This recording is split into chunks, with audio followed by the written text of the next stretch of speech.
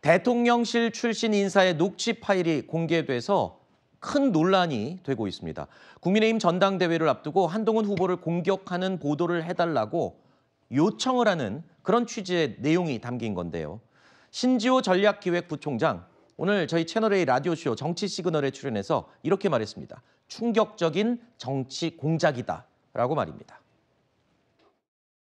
7월 23일에 전당대회가 저희 당 있었는데 그때 나경원 캠프 무슨 특보로 활동하고 있었을 때예요. 김대남 씨가. 네. 근데 씨에게 전화 걸어서 한동훈을 이렇게 하고 사주를 하지 않습니까? 예. 보도 사주.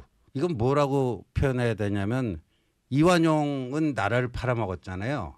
이 김대남 씨는 진영을 팔아먹었어요. 단독 플레이였는지 아니면 조직 플레이였는지 이게 굉장히 중요한 거 아닙니까? 예. 제가 수십 년간 정치권에서 일어난 여러 가지 뭐 정치 공작, 흑색선 좀 봐왔지만요. 이렇게 진영을 팔아먹으면서 한 공작은 처음 봅니다. 예. 매우 충격적이고요. 자, 때는 지난 7월이었습니다. 국민의힘 당대표 선거를 앞둔 시점이었죠. 김대남 전 대통령실 선임 행정관이 한 야당 성향의 유튜브 채널에 기자와 통화를 한 겁니다. 서울의 소리 기자와 통화를 했는데 당비 횡령 의혹과 관련해서 한동훈 후보에 대한 공격 보도를 해달라라는 요청을 한 겁니다. 그러면서 김건희 여사까지 언급한 그 통화 내용이 고스란히 공개가 됐습니다. 대통령실 출신 인사의 발언이기 때문에 더더욱 논란이 커질 수밖에 없는 상황이고요. 또 한 가지 신지호 부총장 단독 플레이였는지 조직 플레이였는지 이 말은 즉 배후에 누군가가 있다라는 것을 암시하는 그런 내용인 것 같은데. 네. 저도 굉장히 그 충격적으로 보도 그 당일에 다 잘 봤습니다. 네.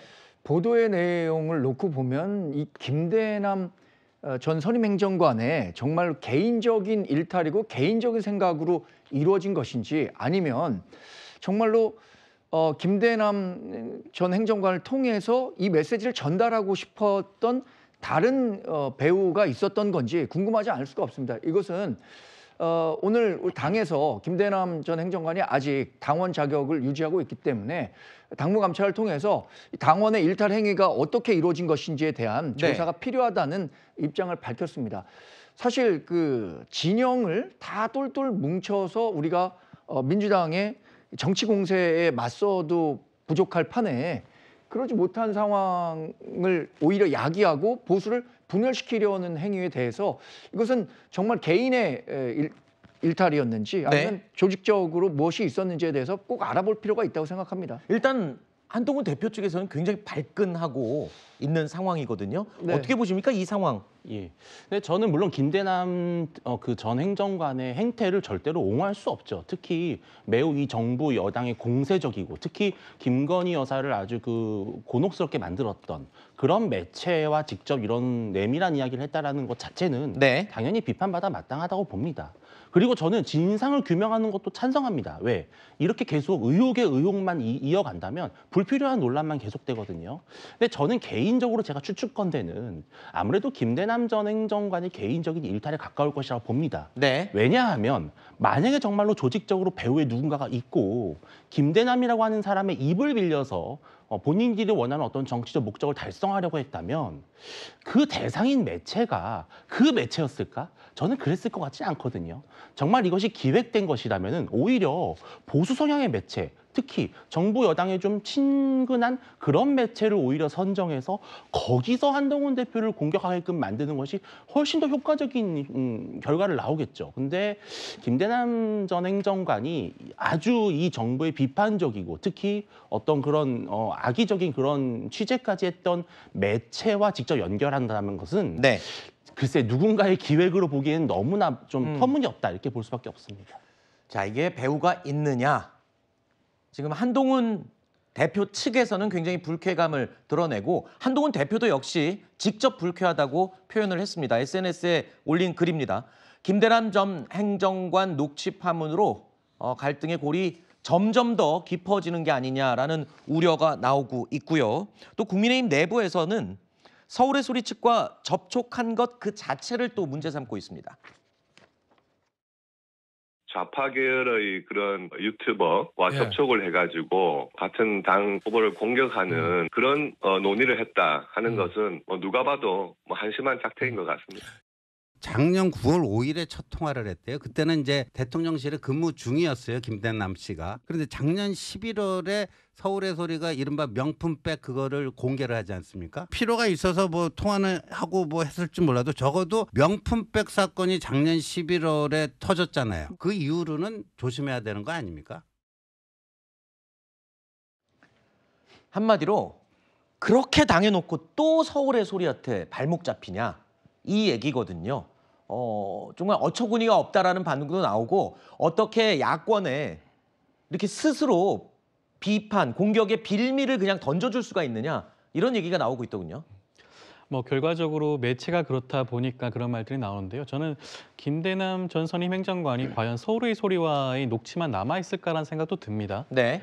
여러 언론과의 그런 대화가 있지 않을까라는 생각도 들고 추후에도 관련 보도가 계속될 수도 있지 않을까라는 생각도 들고요.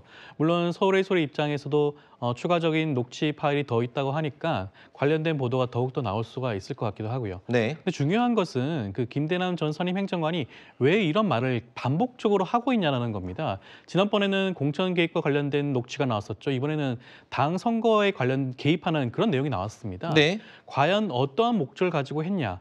김대남 전 선임 행정관 같은 경우에 당 선거에 개입을 해서 얻을 게 무엇인가? 별로 없죠. 지금 선거에 출마하신 분도 아니지 않습니까? 네네. 얻을 게 없는 상황에서 그렇게 구체적으로 지시를 했다.